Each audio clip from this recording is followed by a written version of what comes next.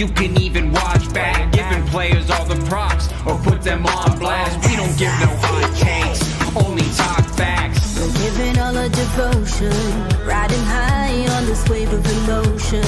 Going all out, yeah, cause this is our time. No, ain't no stopping us till we reach the finish line. All in, we came here to win. We're gonna give everything. S-I-C-K on the run.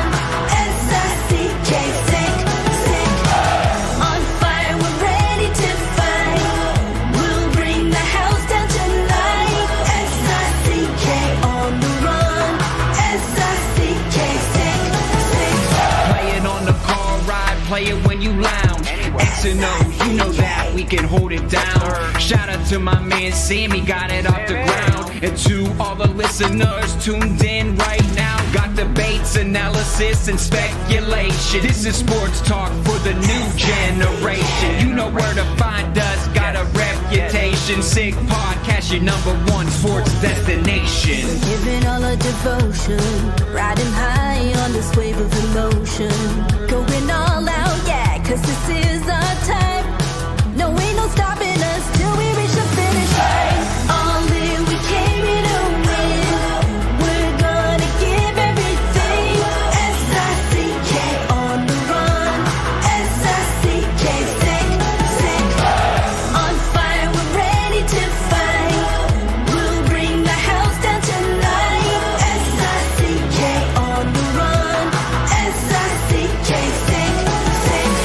S-I-C-K, it's the sickest podcast. Tune in for the audio, or you can even watch back. Giving players all the props or put them on blast. We don't give no hot takes, only talk back. S-I-C-K, S-I-C-K, S-I-C-K,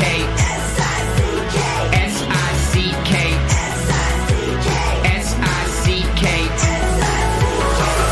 All in, we came here to win. We're gonna give everything. S-I-C-K on the run. S-I-C-K, sick, sick. S-I-C-K, it's the sickest podcast. Tune in for the audio, or you can even watch back. Giving players all the props or put them on blast. We don't give no hot takes, only talk facts. We're giving all our devotion, riding high on this wave of emotion. Going all out, yeah, cause this is our time. No, ain't no stopping us till we reach the finish line. All in, we came here to win. We're gonna give everything. S-I-C-K on the run. S-I-C-K, sick, sick.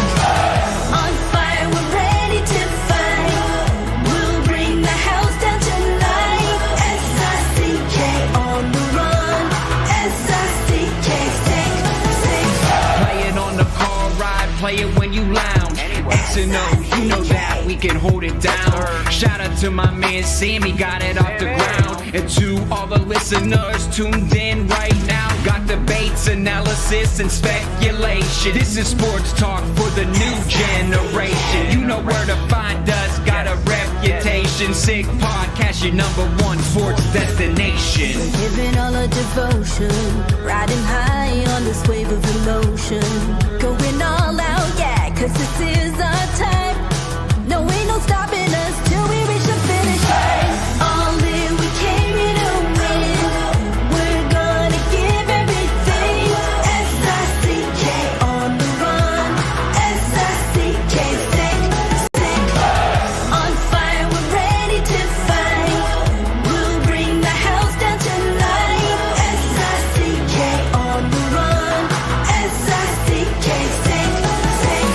S-I-C-K, it's the sickest podcast. Tune in for the audio, or you can even watch back. Giving players all the props or put them on blast. We don't give no hot takes, only talk back. S-I-C-K, S-I-C-K, S-I-C-K, S-I-C-K, S-I-C-K, S-I-C-K.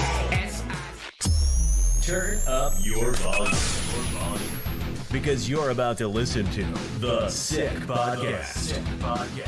The Eye Test with Pierre, McGuire, and Jimmy Murphy. The Stanley Cup winning Colorado Avalanche And after 22 years, Raymond Mark! The sickest NHL podcast. It's gonna be sick. And welcome to another edition of the Eye Test here in the Sick Podcast Network. He is Pierre McGuire. I am Jimmy Murphy. Pierre, how are you? I'm well, Jimmy. I'm doing better than the Ottawa Senators right now. I'm doing about as well as Lane Hudson and his agent should be feeling right now. I'm really happy for the New Jersey Devils and their fan base. I feel terrible for the media people that speculated that Hughes and a few other eligible, let's put it, RFAs weren't given offer sheets. I want to see the backtracking. I do, because we're getting to the point now where it's getting outrageous. Yep, I'm with you on that, Pierre. I'm with you on that. Of course, Luke Hughes, for those who might have not seen yet, signed a 7-year, $63 million deal, $9 million cap hit per season.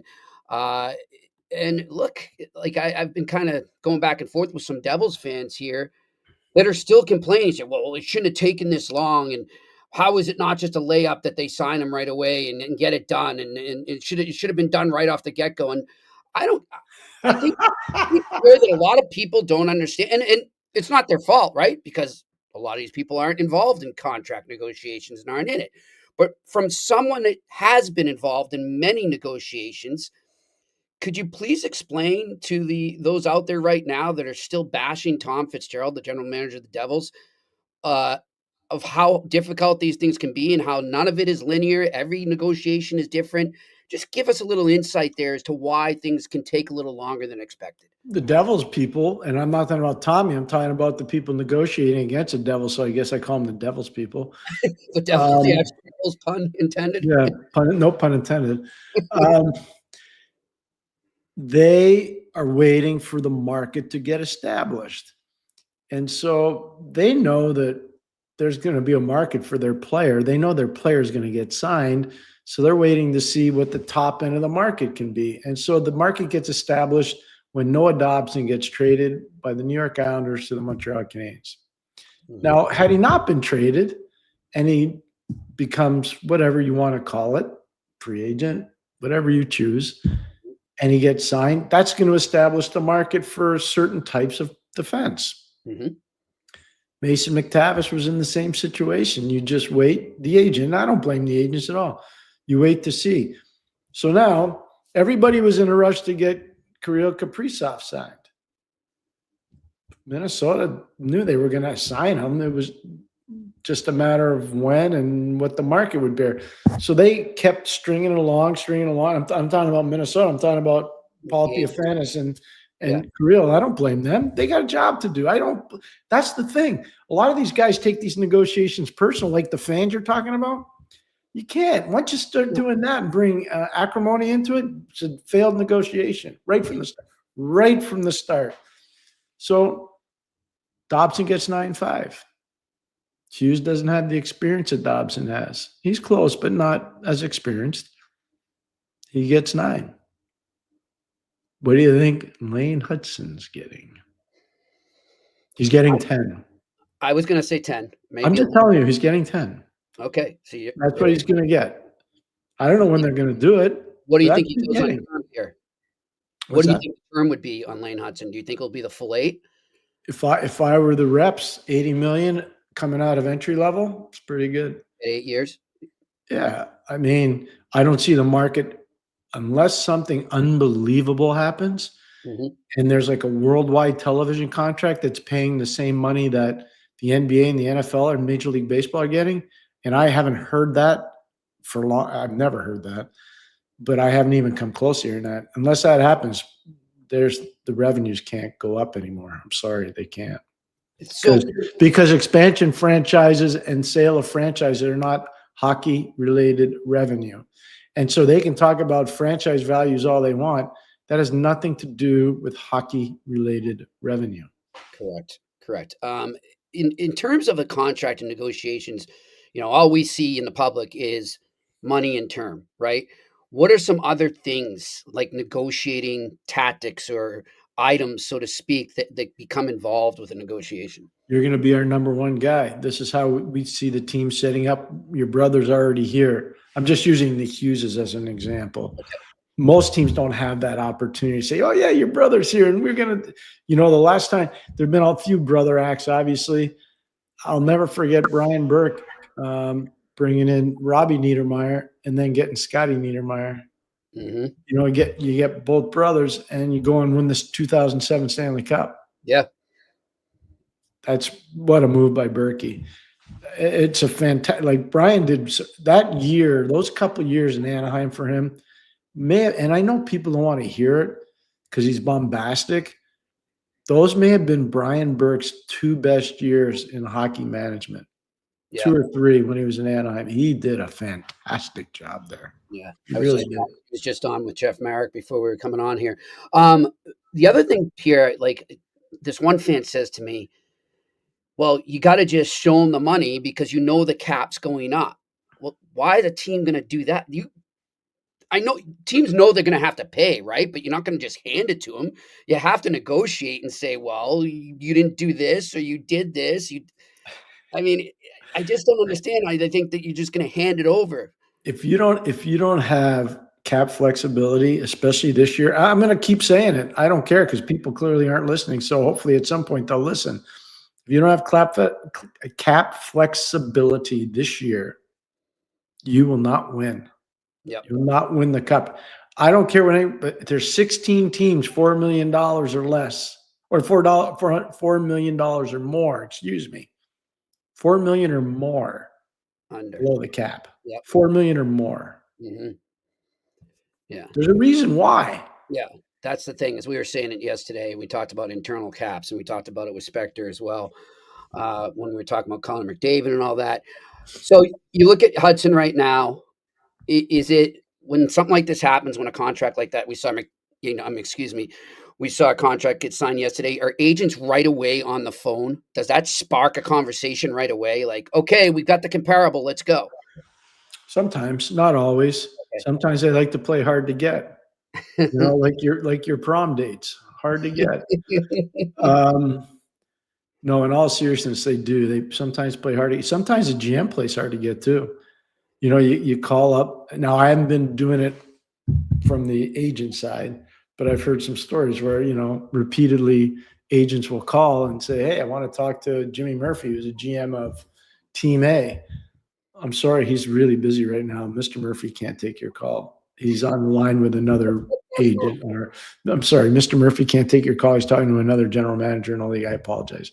We'll get back to you. I'll relay the message. So sometimes both sides play hard to get.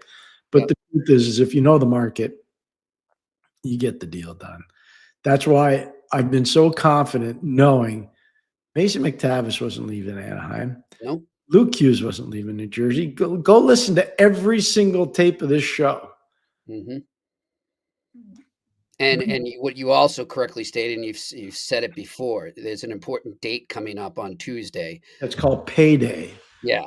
And that definitely becomes a deadline, so to speak, where players. It's a real deadline, though, Jimmy. Yeah, it's real. It's not a fake deadline. It's a real deadline because they're not getting that money back. No, it's like an airplane that takes off that doesn't have the seat sold. Yep. The airline will never get compensation for that empty seat. Or it's like a perishable piece of fruit in a grocery store. Once a fruit goes bad, the grocery store loses money. That's just how it works. Yeah. So if you're a player in the league and you miss a pay period, you're never getting that back. You may make millions of dollars, but you're going to miss that $100,000 or $200,000. Jimmy, think about that. $200,000 for a pay period. I know. That's crazy. Is this what they get paid bi-weekly? Or is it twice? I think it's twice a month, unless it's changed. I'm pretty sure it's bi-week. All right, final contract question, Pierre.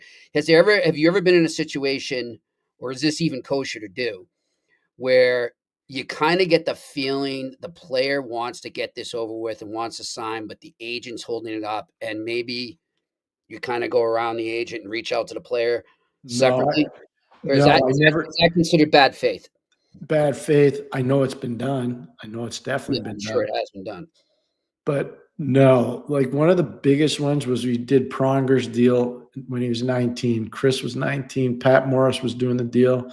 You had to get a timestamp. So you had to get it done by a certain date by 12 o'clock at night.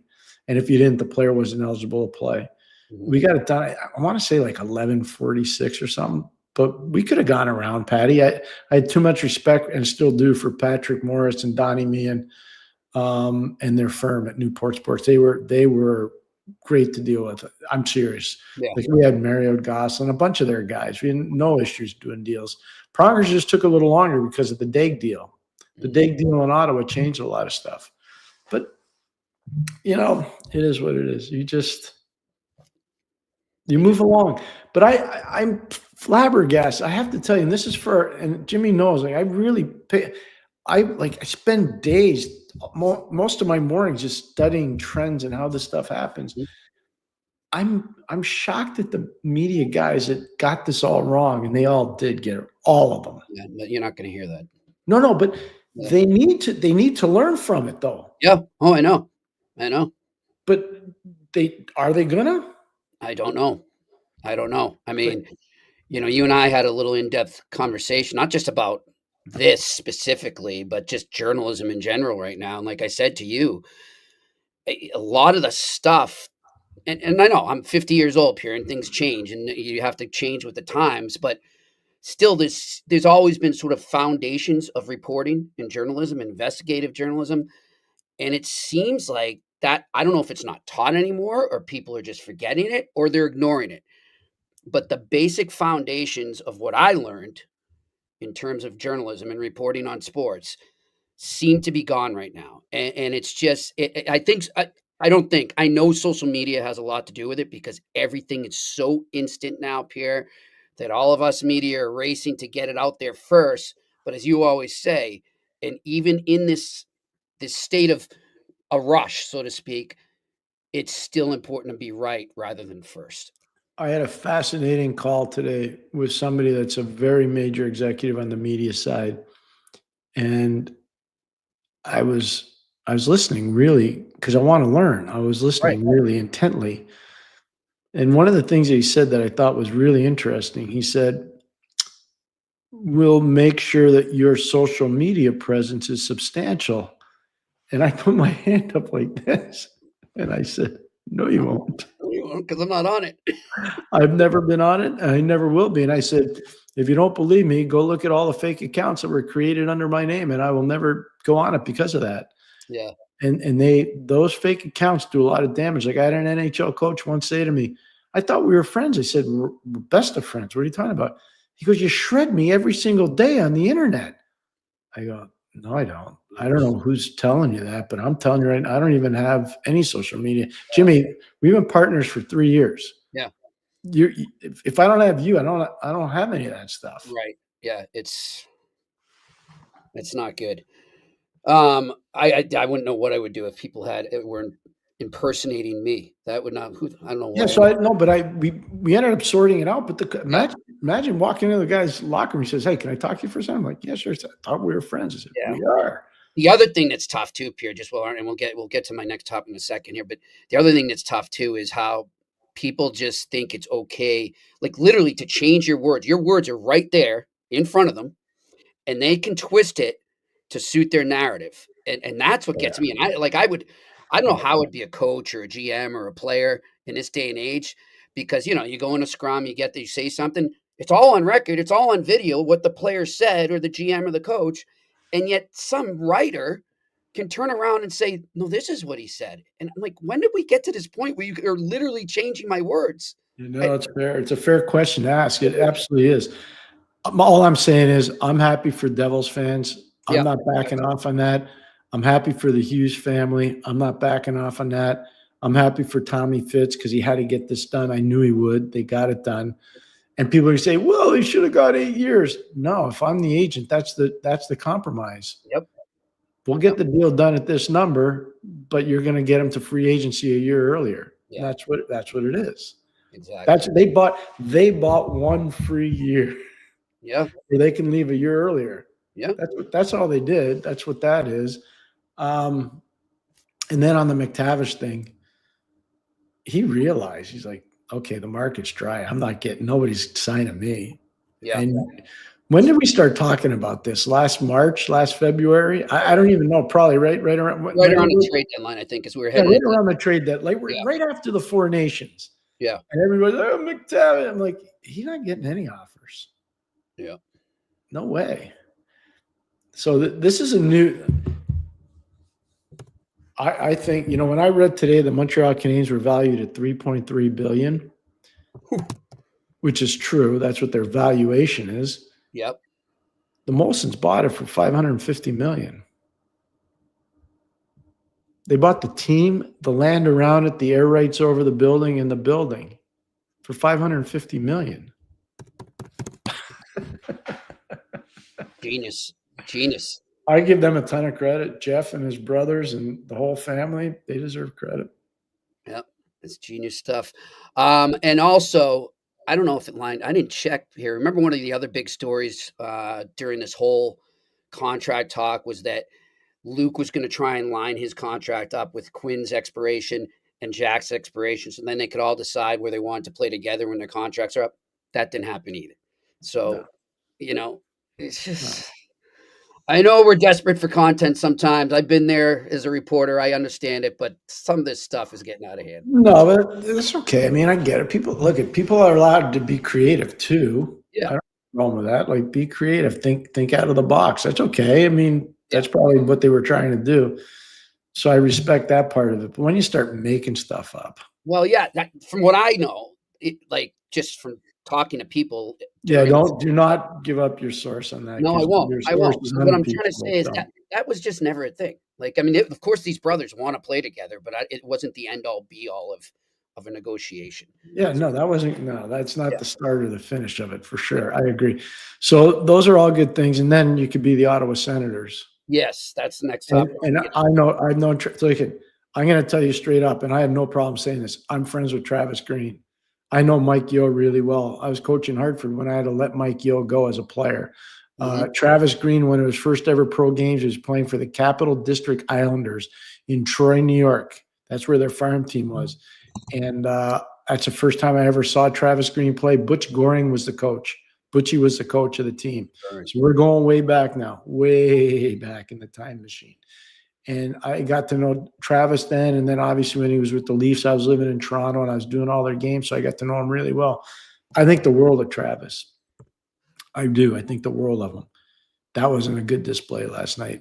I can't imagine ownership was happy with that. I can't imagine the coaching staff was happy with that. And it's not the result. It's how they carried it off. So I got to say right up front, I was unable to watch the game here. But I've seen highlights. What I did see, though, and you're speaking of Travis Green, and I want to give him some credit, Pierre, is in his post-game press conference, he did call some of his players out. He says, we need to have better control. Yeah, no, and that's what I'm saying. Like, this is not – I know people are going after him, but I wanted to be transparent and say, look, he's my friend. I've known him a long time, and I respect him. And his brother David was a really good player at Providence. And he works in the real estate business in Boston. So, again – transparency matters when it comes to Jimmy and I doing our stuff. Yep. But I also think that was bad from the team. Now, I know Brady wasn't there. I know Stützle wasn't there. But that wasn't – and it had nothing to do with winning and losing. It's how you carry yourself. Like the Nick Cousins thing on Demidov. Got to be better than that. That's no good in an exhibition game. Yeah. Like I saw – there was one confrontation. I'm proud of Shane Pinto, by the way. Shane Pinto – had a collision by the net with Mike. I think it was Mike Matheson. If I remember, it was Mike Matheson. Mm-hmm. And I don't think he meant to cross-check him, but he got him in the back. And you can see Mike turn around and go, what are you doing? Right. And Pinto, to his credit, was like, you know what? I think I made a mistake there. Now, I don't know if that's exactly what he said, but I think Pinto was saying, like, I am really sorry, dude. I didn't mean to do that. Guys know that it's a freaking exhibition game, too. Yeah. Like, I get it, they're playing Saturday night and then they load up next week to start the season. But no. Yeah. No. Yeah. On that note, though, that's I'm hearing a lot of people. I've been listening to our good friends up in Melnick in the afternoon there before I came on. And the theme is unity and the Canadiens coming together as a team. Can you take that stuff from a preseason game? 100%. Max Lapierre and I said that to Tony Marinaro last night on Tony's show. The post-game show, and Max agreed with me. I said it right now. They got pushed around against Washington. That's not happening anymore. There's a new sheriff in town. Arbor's won. His deputy is Florian, And they got other guys that can bring some heat too. Like Josh Anderson's not a shrinking violet. I know Gallagher doesn't fight, but he's not a shrinking violet either. No. They got some guys now. I was really impressed with Demidov last night because he hasn't blown me away this preseason, but he was better.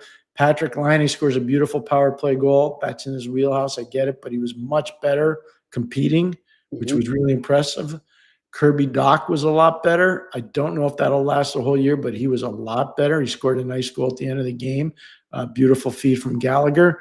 So there was a lot to like there for Montreal. A lot to like. In your eyes, has Florian made the team? I said that last night. I would have him on the team. You would, yeah. I would, yeah, 100% I would. Yep. Because he's squirrely. Now people are, what's that mean? He's unpredictable like his brother. So when you have a smaller team that's got a lot of skill, Montreal's still not a huge team, but they got a whack of skill. I mean, their skill level's really high, and they're fast, and they're getting faster all the time. You need guys that are squirrely to make sure the opposition knows no liberties. Because if you do something to our star, we're not going after you. We're taking your star out. Yep. And regular guys that are kind of normal, people don't worry about them. It's the squirrely guys. Yeah. And Florian's a bit squirrely. Like his reactions are awesome. I love that. I would love coaching that guy. Love coaching that guy. Quickly before we get to a Q&A, because we want to do an extended one like we promised last week. Pierre, Eric Johnson announced his retirement today. I know you're always a big fan of him. Any memories when you saw that news that go through your head, other than him winning the Cup in Colorado, which was, a great moment after all he went through? He's a kid that started off his career really tough because he was in a charity golf event and he shattered his knee, tore all the ligaments in his knee when he was the first overall with St. Louis. He stuck his leg out of the golf cart and he got hurt, and it set him back a long way. I only think great things about him in Borlänge at the World Junior. Borlänge in Leksand back in 2007. He was there, small hotel, had the best breakfast with him and talks. And you could tell he was going to the NHL. Like he was great. His NHL games, he'd always come by the box when I was working. He'd say hello. He loves racehorses. He loves racehorses. Yeah. He really knows the horse business. He does. He's good at it too. Like one of my old partners, Eddie Olchuk, is pretty good at that too. And I think he and EJ are pretty good friends. He and Eric are pretty good friends. But I just remember what a reliable in his prime. He was an unbelievably reliable player. Yep. And I don't think there's one teammate that could ever say a bad word about him. He's a lot like Marc-Andre Fleury. Yeah. A lot like Fleury. Very similar. That's the constant thread I've always heard, is what a teammate he was. Yeah, he's a great team. But I'll never forget, like Borlänge, Sweden is about 35 minutes south of Leksand. It's in the central part of Sweden, but closer to the west coast, western side, I should say. And there wasn't much going on there. And you get up, I'd get up really early in the morning, go for a workout, and it was cold. Like it's around Christmas time. It was pretty cold there. And I'd see EJ and his father sitting in the lobby, and I'd go sitting with them, and we'd talk and have coffee and have breakfast. And then he's like, EJ's dad would be like, you're going to be fair to the team. I'm like, yeah, I'm going to be fair to the team. So yeah, it was good. It was good. I just think I'm smiling because it's a career well earned. It's a career well earned. Congratulations to him on a great career. All right, let us tell you about our sponsors. Our new sponsor, Vago Italian. Really excited to have them on board here in Montreal. There you go. Vago combines old world classics and new Italian dishes for over 23 years. Private dining rooms for any occasion. Open Monday to Saturday evenings and lunch from Tuesday to Friday. Located at 1336 Green Avenue in the Westmount neighborhood of Montreal. For reservations, call 514-846-1414. Again, 514-846-1414. As I said, I'm looking forward to hopefully getting over there when I am up there in mid-November for the Bruins and Canadiens. But if you're in the area, definitely check out Vago. And, of course, our other sponsor, Betway, where you can still go all the way with Betway. And even if you're a new member, even on your first bet, if you lose, you can get up to $200 credit back. Those Red Sox, I told you, a nice little game last night. Oh, okay. I didn't know the Red Sox won. I heard that the New York Yankees manager gave them the game. Yeah, well, that's I could see that coming from the Yankees side. Yeah, great pitchers duel up until then. I was wondering why they did take out Max Fried. But so you can go over there right now. Go to Betway. They got all the baseball odds going. The playoffs will get like 4 games a day up until Friday. And then the division round starts. And of course, NFL and college football and NHL and Champions League. It's all over there right now. So go over to Betway and join. You can go right there to that QR code you saw in front of you before, or you can go to the details section and create your membership there on the website.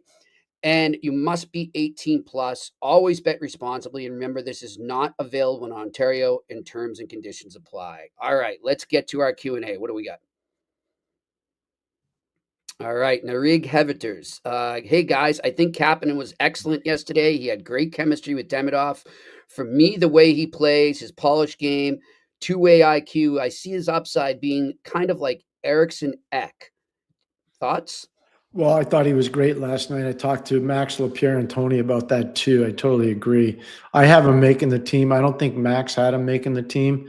And I think Tony had him making the team, if I remember correctly. Eriksson Ek's a lot heavier. Eriksson Ek plays more of a robust, in-your-face, hard on your stick kind of a game, but Kapanen might have more pure offense.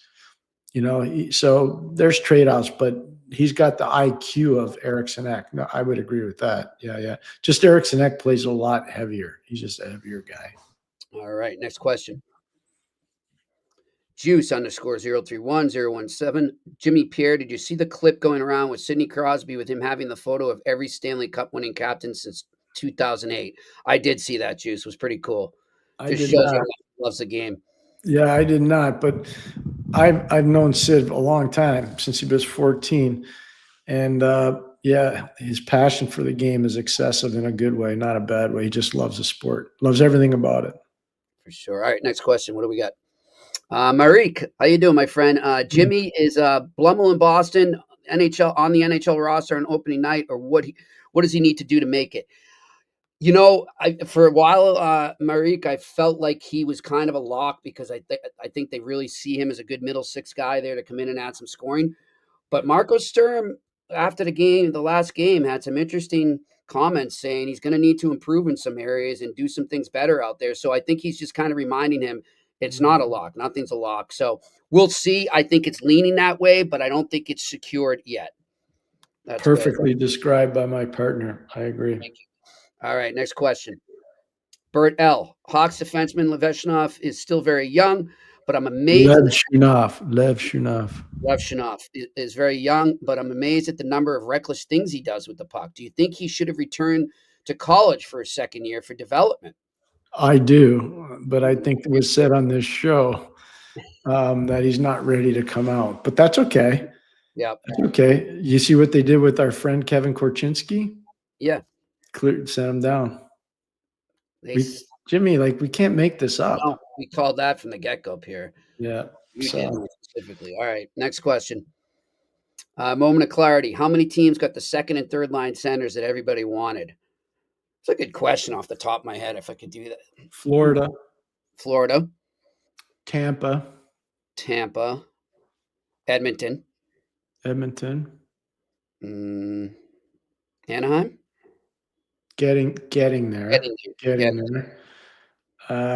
LA, because I still count Kopitar and Byfield and Deneau. Those are 3 pretty good ones. Colorado. Yeah, no, they're good. Colorado's good, especially if Gabe's healthy and playing the wing, they can stabilize their lineup a little bit. Gabe matters a lot there. Columbus, would they be in the getting there too? Getting there. Yeah. Getting there. It depends on where they're playing Boone. If they play Boone Jenner as a winger or centerman, that changes a little bit of it. Fantilli's, lead pipe cinch. He's yeah. All right. So we'll, I'll think about that too and get back to you on that because there's some other teams I'm sure we're missing. All right, next question. Oh, Toronto. Don't forget Toronto. Toronto. Yeah, that's what I was thinking of. Thank you. Toronto's really good. And Ottawa's good too down the middle. Yep. Ottawa's good. Ridley can play in the 4-hole or the 3-hole. Stützle is really good. I mean, Dylan Cousins, Ottawa's good down the middle too. Yeah. All right. Next question. Marik Eastok. Hello, Pierre. Hello, Jimmy. What can we expect from Slav if he will not be on the first power play? How many points he can get? And what he needs to do to make it back to the first power play?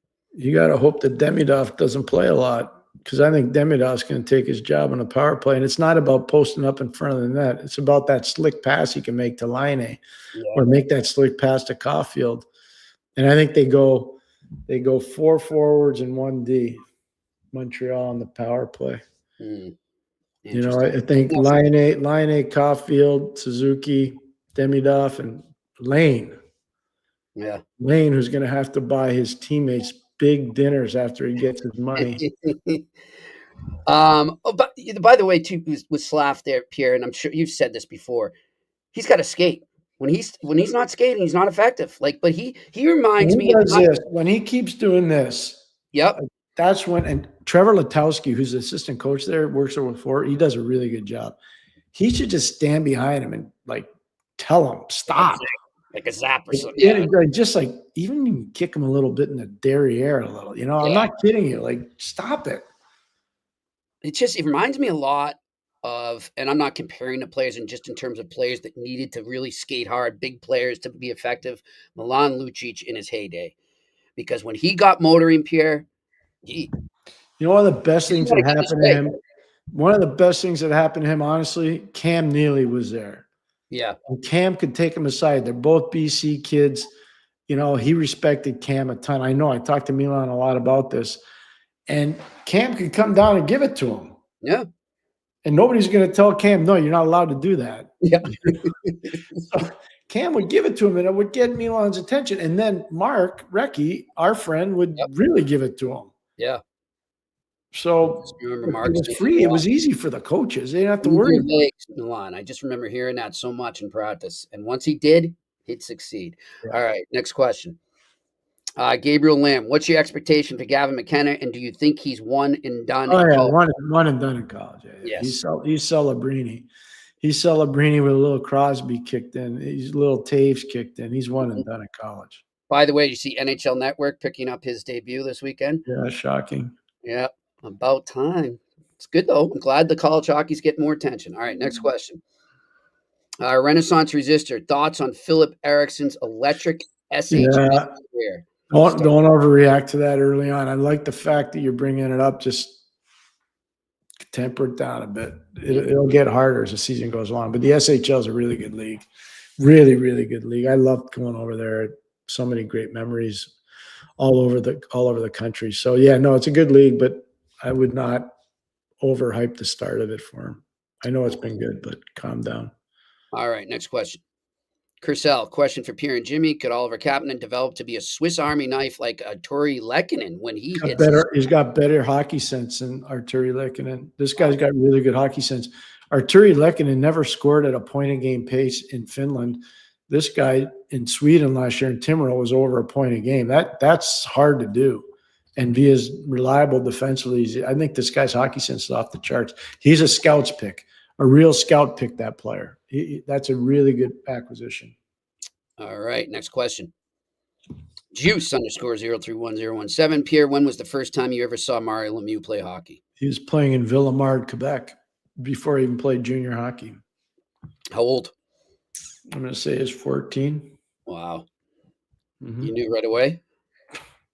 Pretty hard not to. I think I told you. So that Crosby I saw really young.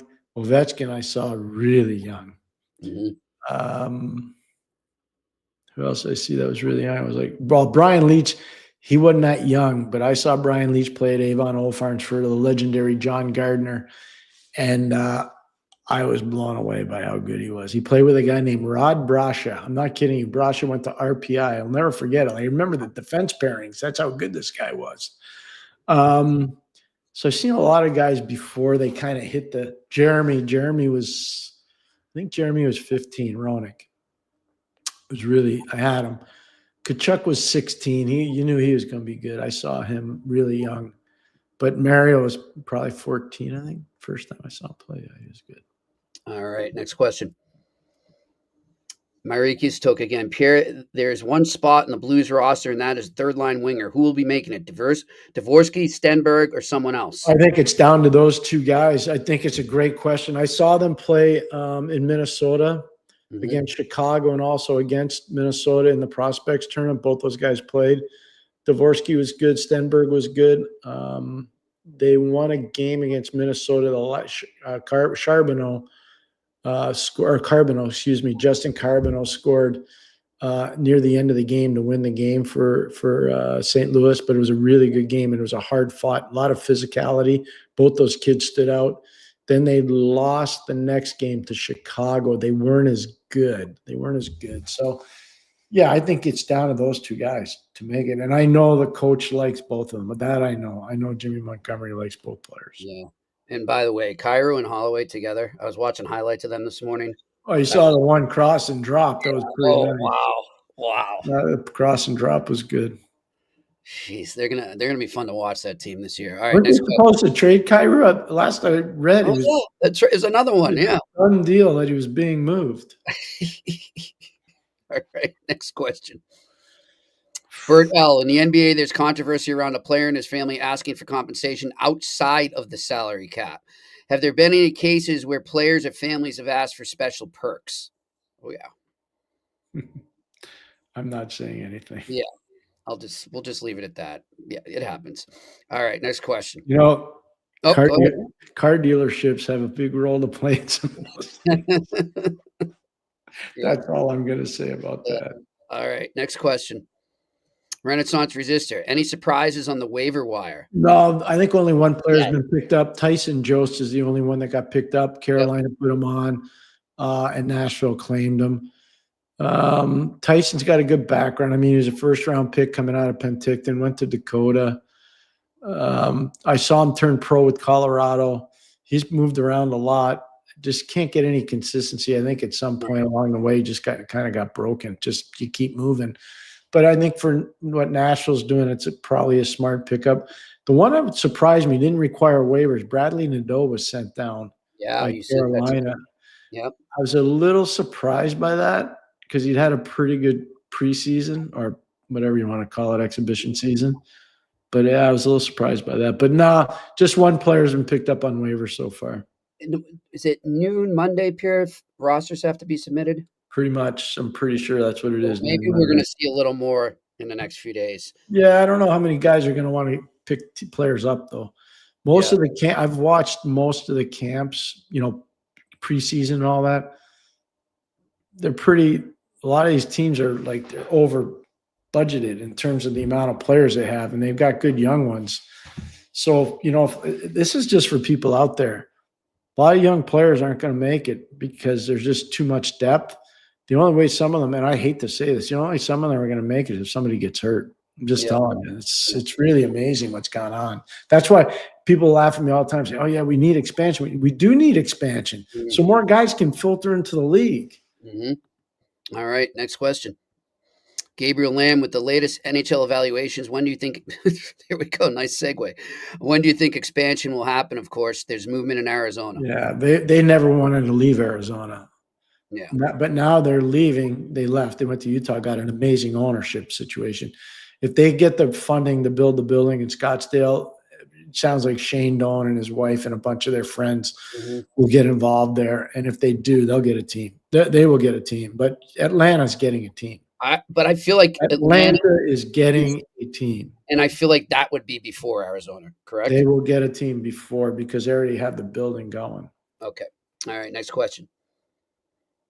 Gabriel Lamb again. Is the amount of injuries in the preseason alarming? Yes. But I don't know what the solution is, Gabriel. I was thinking about that right before we came on. I just Well, this is what I'm talking about. These kids that are playing hard physically, they want to get jobs. Yeah. And it's the only way they're getting jobs. Yeah. People say don't play the preseason, don't do this. That's the only way they can make it. You can't tell them to tone it back, Pierre. I don't think people realize how important some of these preseason revenue streams are for some of these owners. Oh, yeah. Nobody wants to write that. Nobody wants to say that, but they matter. By the way, what was the crowd like last night there for that game in Quebec? Really good. Wow. I don't know if there was a seat. I don't know if there was a seat empty. Awesome. Based on the camera, I watched the whole game and I don't remember seeing any empty seats. And the crowd participated. When Carrier scored, obviously Francophone kid, when he scored, it was really good. The crowd it was good. You know, so there was a lot of good stuff. I miss going to Quebec so much. Have you been in that arena? Yeah. Okay, I've never been in the new one. I was in the old one, thankfully. But you know what? I coached a lot of games in the old one, called some games in the old one, and watched my kid play in the Quebec tournament, the Pee Wee tournament in the old one. They made it to the semifinal. It was pretty cool. Oh, yeah. That's pretty cool. Yeah. All right, what do we got next? Juice. Pierre, how many college hockey games will you be watching this weekend? A lot, and I'll tell you why. I'm on the Hobie Baker selection committee now, and I'm really honored and proud to be part of that. They asked me to do that last week. And so part of that is a major responsibility of watching as many games as you can and watching the players. So I'll watch a lot. I can't give you a number, but I'll be watching. And it's where I am right now. The weather's nice today, but it's not going to be so nice this weekend. So all my buddies will go watch college football, and I'll be sitting here watching college hockey.